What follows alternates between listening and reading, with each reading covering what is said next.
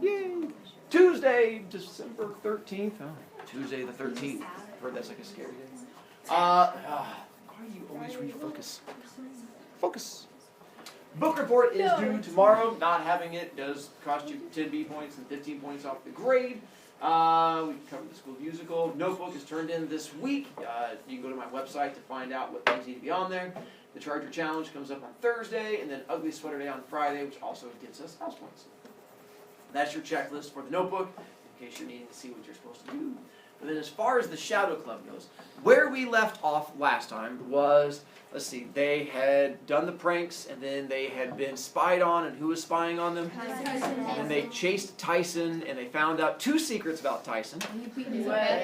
Bedwetter, and He makes little marionette things, and so bedwetter and marionette thing. And that's when Jared says, I'll make a deal with you. If you don't reveal my secret, I won't reveal your secret. He calls it a deal, but there's another name for what he does. Blackmail, because that's basically what he's doing. And Tyson agrees because he doesn't have much choice because blackmail. And then, let's see, it jumps Jared decides to cut back on the pranks for a while. And he tries to convince the Shadow Club, hey, let's not do the pranks. And why does he not want to do pranks? Because Mr. Green was on to them. Yeah, Mr. Green's sort of figuring out what's going on. He's like, I don't want to get caught, so we're going to play it on the down low. That way we're not going to have any bad things happen. And the Shadow Club's not happy, like, all right, we'll sort of hold up on the pranks for a little bit, and then we'll sort of like come at them when they don't see it coming. They get all excited. Also, what's happening between Jared and Cheryl? There's definitely a level of liking going on. They did that horrible kissing thing, which I'm sure made you all throw the book away. I understand completely. There's definitely a level of like happening there. Then, let's see, all of a sudden, they've decided to give up the pranks, and they confront Tyson and say, don't tell any of our secrets. Green confronts them. They say, we're not going to do anything. And then something happens to Eric Kilfoyle's locker. The basketball player guy who they did the spray paint in the armpit thing, what happens to his locker now? Which they say is horrible. Someone poured black paint over everything on the inside of his locker and covered everything that was in there. And the Shadow Club was like, we didn't do this. And they have one person that they suspect, and that is Tyson. And they figure that he's trying to get revenge. And they're like, all right, well, we'll keep our eye on him and keep watching him and see what happens. And then something more happens. Well, first off, who is Mr. Dillon? The Principal. And apparently he's big into photography. And something happens with his camera, which is? It gets stolen. Stolen and disappears. And Mr. Diller, being the principal, decides that who cares about student rights? We're going to search every kid's locker until we find it because one of you is a horrible little thief. And he goes through every locker. Does he find it? Yeah. Yes. Absolutely. In whose locker? Tommy. Tommy Nichols. Does Tommy Nichols admit to the thievery? No. Yeah. He claims he's innocent. Like, I didn't do it. Why is it in there? And even though Tommy Nichols is the smartest kid in school, gets straight A's, he gets suspended and goes on the permanent record and all of that. And they all of a sudden, once again, who's the Shadow Club suspect? Tyson. Then, 2 things happen at once. We get David Berger's trumpet. And what happens to that one? Just ran over. Behind a Bus. Someone puts it behind a bus and it makes that little sound when it gets run over, and David Berger lays down and starts crying and buries it and stuff like that. But in the process of him freaking out and crying, they hear someone screaming. Vera. And that is Vera. Because what happened to Vera? Her bike went down a bus. Which I didn't even know you could cut bike brakes, but apparently you can because she's on a bike. And as kids were like, well, why doesn't she just jump into the grass? Well, one, she wasn't just going flat. She was, I think, saying like On a a hill. big hill. And I think it's when you're on the hill and all of a sudden you decide to brake and you go squeezy and nothing happens. And then your brain goes, that's not right. So you go squeezy again and nothing happens. Then you're going even faster, like, and the wind's going past you. By that point, you're in the freak out mode and you're out just like, why don't I just calmly go over into the grass? At that point, you just go, which is what she does all the way down the hill, gets hit by a car and dies right there at the... That's not what happened. No, It's going to be fun to mess with the people who did... She doesn't die. I think she just gets hurt, which isn't nearly exciting. Yeah, she does. But she almost died. And they're like, you could have died. Once again, who do they suspect? Tyson. They're like, Tyson. But he's not done. Then something happens to the giant fish tank, which I think It was is A firecracker. not just a firecracker. It's like a big bomb. Yeah, it's like a the big bomb. It's probably started with a Blockbuster? B. Yeah. Yeah, and I thought, and they drop it in there, and it blows out the entire thing, and it goes everywhere. I think the school was empty at the time. Was that? So No, there they were They were outside or something. yeah, that people had gotten out, so that happened. And this time there's a witness. Randy Sherman. With a But liar. he a liar. Ralphie Sherman. Ralphie. And what do we know about Ralphie Sherman? He thinks He's that a his mom liar. like he's Apparently he lies all the time, but he says he's a witness, and who did he see do it? Tyson. He saw Tyson. And he tells Jared. Does Jared know that Ralphie's a liar? Yeah. Yes. Does he believe him? Yes. Why? Tyson. He wants it to be Tyson. He's like, Ralphie, you lie all the time. What? You're telling me what I want to hear. You must be telling the truth. And he believes Ralphie and says, now we're going to go confront Tyson. And he does. Does Tyson confess? No. No. Instead, he refuses to confess and calls them names. So Jared makes a play. Well, he doesn't make a play. He just does something, I guess. He drags him to a phone booth. He does, and that's when he has the whole yelling thing. And when he still won't confess, what is it? Jared yells. Bedwetter. He just decides, since my secret's out and you're doing your thing, I'm letting your secret out. And he just starts screaming down the hallway, bedwetter, bedwetter, bedwetter, which no one would enjoy. When he does that, now, who is the big guy that knows about the Shadow Club? He calls the Shadow. He doesn't call the Shadow. He calls Jared in and confronts him and says, "You need to admit that you've done all these things." Does Jared admit it? No, because he's innocent. He's like, "I didn't do anything." Oh wait, I forgot. It was one of the person who got injured, wasn't there? Yes. Yeah. Austin. His Ah, feet. yeah. He slept on rocks and Now, how does he? Now, why wouldn't his shoes protect him? because he runs with no shoes on. Takes off his fancy shoes and runs barefoot, and someone put big old jagged rocks, and he goes running across them. I think he broke his ankle or something like that. He twisted his ankle and cut his feet open. Yeah. So he's like, may not be able to run, or horrible things like that. And like, oh, life is awful. And so that's where, then that's when Green now confronts him, and Jared says it wasn't me. Jared says, Green goes, you know what? I'm going to give you a pass. You're going to go around and get all these Shadow Club kids, because now Green knows everyone in the Shadow Club. He's like, I already know who's in your club. Bring him down to my office, and we're going to have you confess, and we're going to get all of this out. And Jared takes the pass, gets all the Shadow Club members, and leaves the building. Oh, one of them is And that's where we're going to pick up. By the way, for those of you who have finished the book, I'm going to read out loud, because now that you know what happens, it makes this part interesting, to say the very least. 'Cause now when you get to see it through new eyes, it's fun.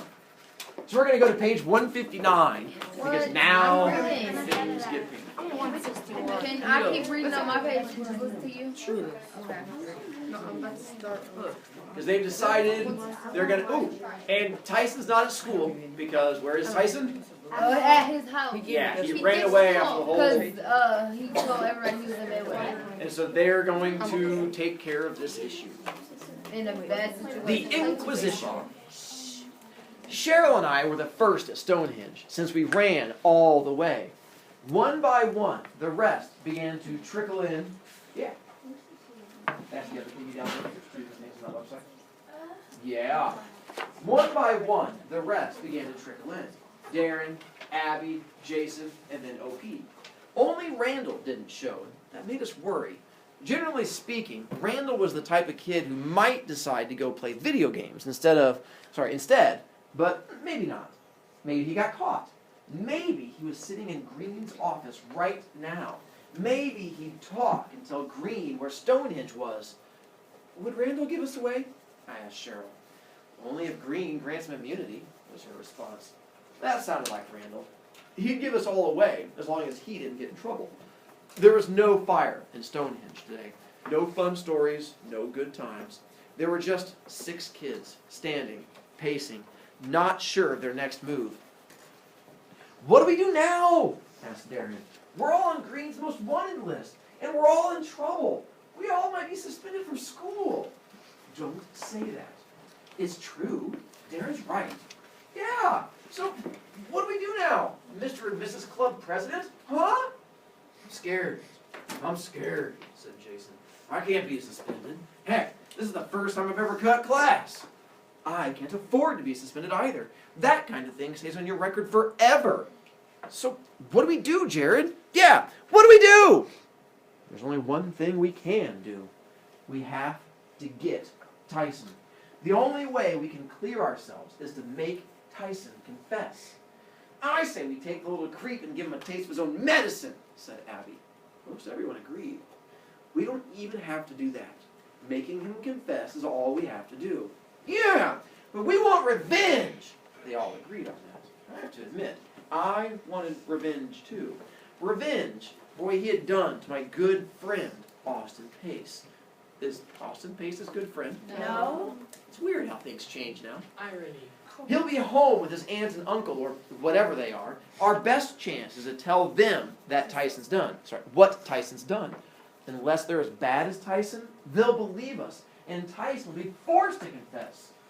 What if they don't believe us? What if they're axe murderers like Ralphie Sherman says? Shut up about that, okay? They'll believe us. They have to. I looked at my watch. If we're going to do it, we have to go now. It's almost 3 o'clock. Green will be looking for us. Come on, let's go. I began to lead the way. Wait a minute. Randall won't be able to find us. Where could he have gone? With Randall? There's no telling. You want to wait for him? No, but I guess I have to. When you see Tyson, give him a good punch for me, okay? I turned and led the other 4 to Tyson's lighthouse. We didn't talk much as we crossed through the woods and then the grassy field for the lighthouse. It was getting colder, but it didn't bother me. Dark clouds were looming out over the ocean, but they were nothing compared to the storm clouds within each of our minds as we approached Tyson's front door. As we got closer, I noticed that there was no car parked beside the house, as there had been the night I'd spied on Tyson. Wait here, I said, and, keeping low, I snuck around the house, looking into every window, leaving Tyson's window for last. Tyson was alone in the house, sitting at his desk, working on those ridiculous marionettes. This was perfect. Perfect. It was even better than I had hoped for. I ran around the living room window, which was open just a crack, carefully took off the screen, and quietly worked the window wide open, then got the others. Hello, Tyson. Tyson jumped about a mile when he heard me, sending the scissors and string in his hands flying across the room. His eyes went as wide as his beady little eyes could get. What a shocker that must have been to see the 5 of us standing there, right at the threshold of his bedroom. Get up, I said calmly. Tyson looked at me, still shocked to see us there. I said get up! Get out of my house, he said weakly. I went up to him, pulled him out of his chair by his shirt, hearing it rip slightly. I'll call the police, and then you'll be in trouble. I ignored him. I like your room, Tyson. Nice view of the ocean you got here, isn't it? But what's that I smell, Tyson? What is it? You better shut up. Hey, Darren, why don't you take the sheets off his bed? I think that's where the smell's coming from. Darren did what he was told and pulled back the blanket. The sheet underneath was clean. But when he pulled that away, there lay Tyson's rubber sheet for everyone to see. Tyson struggled, and I put him into a full Nelson. Wow, you mean Tyson pees in his bed? Oh, didn't you know that? He does it every night. It's a wonder he doesn't have to wear diapers. Tyson struggled, and I made the Nelson tighter, pushing down on his head until he could barely move. Did you know, Tyson, that Austin broke his ankle and may never run again? I forced the Nelson even tighter. I just thought you should know. I hate you! I hate you! Yeah, the feeling's mutual. You stupid gopher! He said, and then something in my mind snapped. It was as if suddenly I wasn't me anymore. I was someone else, something else, something evil. It was like I was possessed. I jerked Tyson around and took him out to the front door. He struggled all the way, kicking, knocking down lamps, leaving black footprints on the wall. When I got him outside, I let him go, only to slug him full force in the face. Bam! He reeled and grunted, and I popped him one in the eye. Bam! And then gave him an uppercut to the chin. Boom! I couldn't stop. I was out of control. Then the rest of the club grabbed him, held him back so he couldn't move. He couldn't even defend himself. And still I pounded away at him, thinking about Austin and Vera and Drew and the rest. I kept delivering punches to his stomach as he tried to kick me away. "Do I get a turn?" asked Jason. "How about me?" asked Abby. "For Vera." Finally I stopped. "Are you going to confess?" I growled at him. And in his pain, he looked at me and said, "I don't confess to anything." I stepped right up to him, grabbing his shirt again, making sure I tugged it hard enough to rip it. And then, well, I'll never forget what I did next. I'll never believe it either. It'll live on in my own nightmares. I spat at him, just like Randall had done. I spat at Tyson. I'm not proud of it. I'm pretty ashamed of it. All of it, if you must know. But that's what I did. Then I let go of him, and the club grabbed him, holding him back. That dark cloud that had been in my mind was now in my blood, filling up my whole body. It was hatred, evil hatred, mixed with power, and together those two things are more dangerous than nitroglycerin, which is what makes up dynamite. It filled me and took me over. At that moment, none of us were the kids we'd been before. We were monsters filled with one desire: destroy Tyson McGaw. I stood there like Darth Vader, breathing the power of club leader.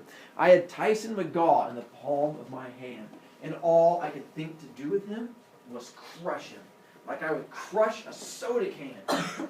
"Take him to Stonehenge!" Yes, yes, to Stonehenge!" echoed the rest. While they carried Tyson away, I called Jason over. "Go get all of his puppets. Tear down that clothesline and bring it along. And don't forget to bring the scissors." At Stonehenge, while Jason played with the marionettes, the rest of us tied Tyson's arms to two separate trees with two pieces of clothesline. There was enough slack so that it wouldn't hurt, but he could barely move his arms. Cheryl had vanished, leaving me alone as leader. She had probably gone off to look for Randall and be back soon. "You'll go to jail!" screamed Tyson, losing his voice. "All of you will! You'll see! When my uncle and Mr. Green hear about it, you'll all be expelled from school! You'll see!" I stood back, leaning against the wall of Stonehenge, letting the dark power flow through me. I watched as, by my command, the members of the Shadow Club yelled nasty things back at Tyson about him and his family and pelted him with pine cones. Jason, who'd been examining the marionettes, turned to me and said, "Hey, these puppets? They're of us." He was right. Now, looking closely at them, what I had first thought to be a coincidence was no coincidence at all. The entire Shadow Club was here, as well as some teachers and other kids at school. "What are those? Voodoo dolls?" asked Abby. "You leave them alone," said Tyson, spitting out words that I won't repeat. "They're mine!" Jason looked at me, and I gave the signal. One by one, Jason cut the strings, and OP tore each of the marionettes into shreds, throwing them at Tyson's feet. "Confess, and we'll stop!" But Tyson didn't confess a thing. It was a hard nut to crack. In a few minutes, there was a pile of little heads and arms and legs and string in front of Tyson. He tried to break free, but the ropes held. "You're going to pay for this! Pay, pay, pay! All of you!" "Confess," I said calmly, folding my arms and standing just out of his reach. "I'll never confess to you!" The Shadow Club looked at me. Time for a new plan. I pointed to the ropes, snapping my fingers, and they ran to cut Tyson down. "The beach," I said, and I led the way as the rest carried him down toward the shore. We hauled Tyson down the rocks, the small cove closest to Stonehenge, just below where Cheryl and I had our first kiss. The cove was hidden, with no homes anywhere nearby, so no one could catch us. It was close to 4:30 when we got there, but it seemed even later, because those black clouds... They sent a thing down for you. But it seemed even later, because those black clouds over the ocean were closer now, churning up the sea. We let Tyson go, but formed a semicircle in front of him, with the ocean right behind him. There was nowhere he could run. Leave me alone! Let me go home! My aunt and uncle will be home soon, and they'll be looking for me. You're going to be in so much trouble! We'll let you go home as soon as you confess. What's so hard about that? I don't have anything to confess, gopher brain! You're lying, said Opie. And I'm not going to be suspended from school because of what you did! And with that, we began to move closer to him. Tyson backed away until his dirty, torn tennis shoes were being washed over by the icy October sea. Stop! You're all dead meat! All of you! We got closer, and he backed away farther. What are you going to do to me? He asked, suddenly not as angry as he was frightened. Nothing, if you confess. By now, the waves were crashing at his knees and our feet. We didn't care how wet we got, as long as we forced Tyson to admit the pranks he had pulled. It's cold. Tyson backed away a bit more. The water was now breaking at his waist and at our knees. Then in one last mercy cry, he said, I can't swim. When I heard that, I smiled a dark, evil smile and moved closer. If Tyson couldn't swim, then he would have to confess. Either that or learn to swim real quick. That's when I heard Cheryl calling from far away, Jared! I looked up. She was on the cliff. Jared, come here! I'm busy. You come down here. It's an emergency. So is this.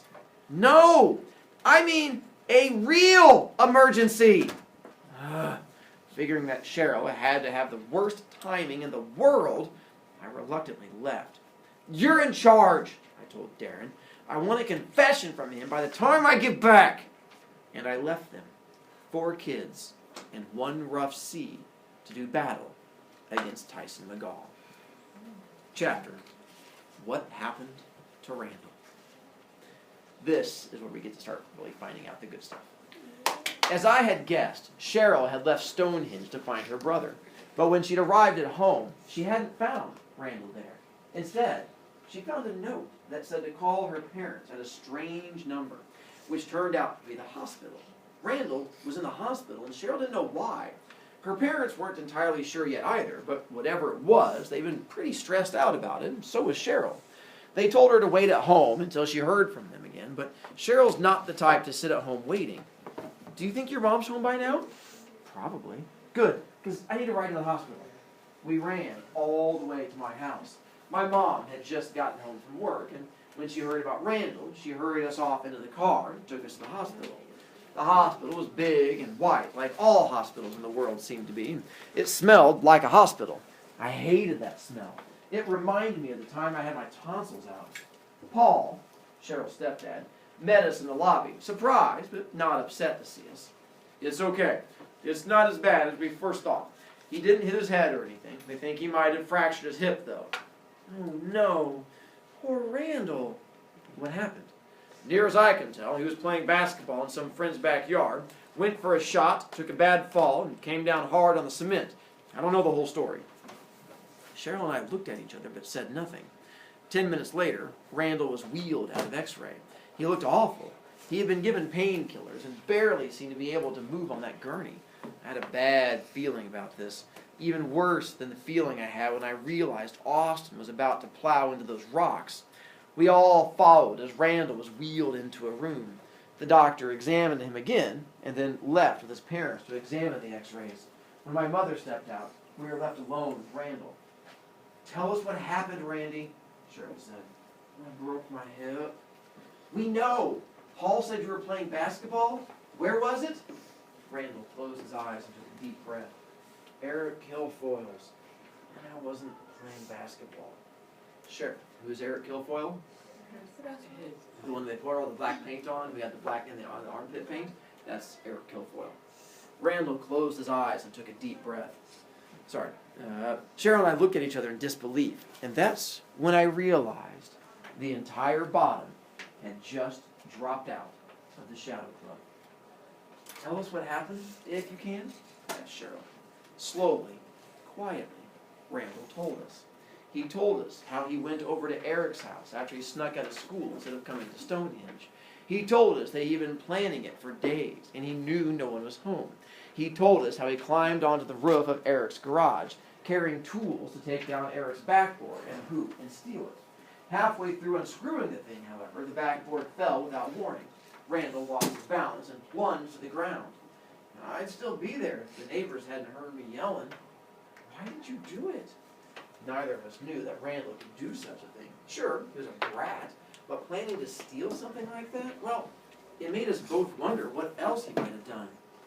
I did it for Darren, because Darren's my friend, and he doesn't deserve to be treated the way Eric treats him. I just wanted to get Eric back for Darren, that's all. Does Darren know you did this? No.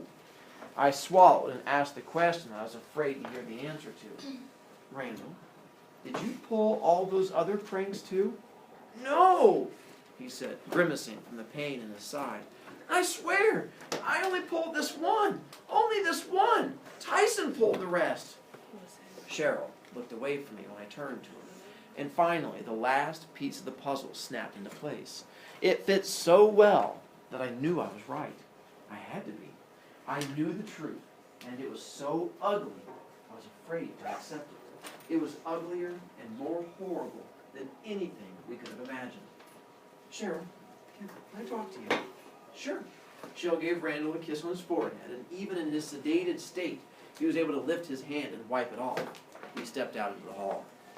Do you think Tyson pulled all the rest of the tricks, like Randall said? Of course. What about Austin? Did Tyson do that? I guess.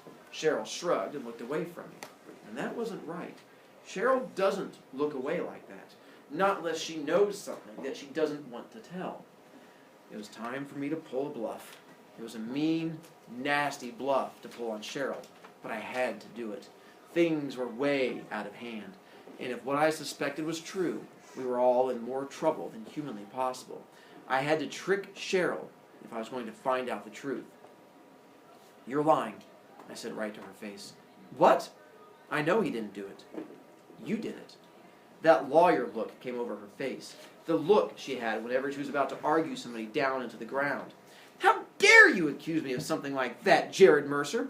I thought we trusted each other. We do. But you did it. You don't have proof of that. Yes, I do. I lied. I saw you. I saw you planting the stones. I just didn't want to say anything until now. I saw you, Cheryl. My heart sort of locked up for a while. I would swear I was having a heart attack or something. If I was wrong, then this little lie may have just ripped apart my lifelong friendship with Cheryl. If I was right, then it would be even worse. Either way, we were going to lose.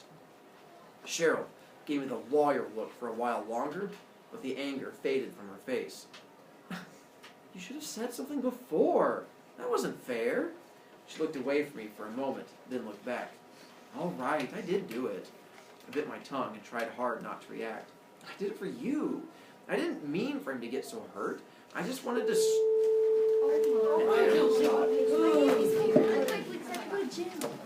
Take off. See you later.